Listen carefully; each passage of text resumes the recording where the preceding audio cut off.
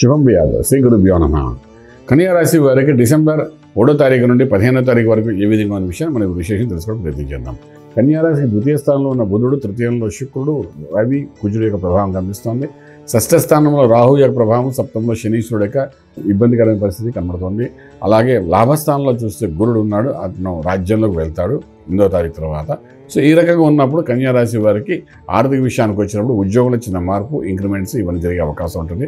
Re-establishment of the job జరిగే అవకాశం ఉంది. రాని ఉద్యోగం మళ్ళీ పోతుందనుకున్న ఉద్యోగం ఉండడం, అదేవిధంగా ఎంతో కాలంగా ప్రయత్నం చేసిన ఉద్యోగం రాకపోయినా ఇప్పుడు రావడము, ఇలా విదేశాల్లో ఉన్న విద్యార్థులు విశేషంగా ఉద్యోగం కోసం చేసే ప్రయత్నాల్లో సక్సెస్ఫుల్ అయ్యే అవకాశం బాగా కనిపిస్తుంది. అలాగే వ్యాపారం కూడా అగ్రిమెంట్స్ అనుకుంటారు, కాదనుకుంటారు, అవుననుకుంటే ఫైనల్గా ఒక మంచి అగ్రిమెంట్ చేసుకుని కొత్త వ్యాపారానికి శ్రీకారం చుట్టడానికి చేసే ప్రయత్నాలన్నీ సక్సెస్ఫుల్ అవుతున్నాయి. వరి ఒక్కలే శుభవార్తలు వింటారు, శుభైన కార్యక్రమంలో పాల్గొంటారు. గృహప్రవేశం, శంకుస్థాపన, భూమి పూజ, వివాహం ఇటువంటి కార్యక్రమంలో పాల్గొంటారు. మీ గౌరవం పెరుగుతుంది. ఇటు వచ్చి భార్యాభర్తల మధ్య జరుగుతున్న యుద్ధం మాత్రం ఆగదు, అది కంటిన్యూ జారీ ఉంటుంది. అంచేత అది మాత్రం జాగ్రత్త పడాలి.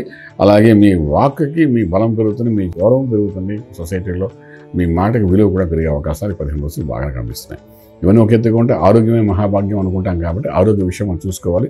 ఎస్పెషల్లీ ఈ ఫిలిం ఇండస్ట్రీ ఉండే వాళ్ళకి ఒక హైక్ కనబడుతుంది. అలాగే ఇక్కడ సప్తమంలో ఉన్న శనీశ్వరుడు, 6వ రాహు ఇద్దరు కలిసి ఉన్న చిన్న కాంబినేషన్స్ వలన కొంతవరకు ఏంటంటే మనోవేదన కూడా వచ్చే అవకాశం ఉంటుంది. వీటన్ని అధిగమించడానికి నారాయణ అష్టాక్షరి మహామంత్రాన్ని సాధన చేసుకుంటూ ముందుకెళ్ళడం ప్రయత్నించండి 15 రోజులు. అది కొంతవరకు పీస్ ఆఫ్ మైండ్ మీకు ఇచ్చే అవకాశం ఉంటుంది. బుధుడు అద్భుతంగా ఉన్నాడు, కానీ మనసులో కొంత ఆందోళనకరంగా ఉంటుంది కాబట్టి దాని నుండి బయటపడడానికి ఈ మంత్రాన్ని సాధన చేసుకుంటారండి.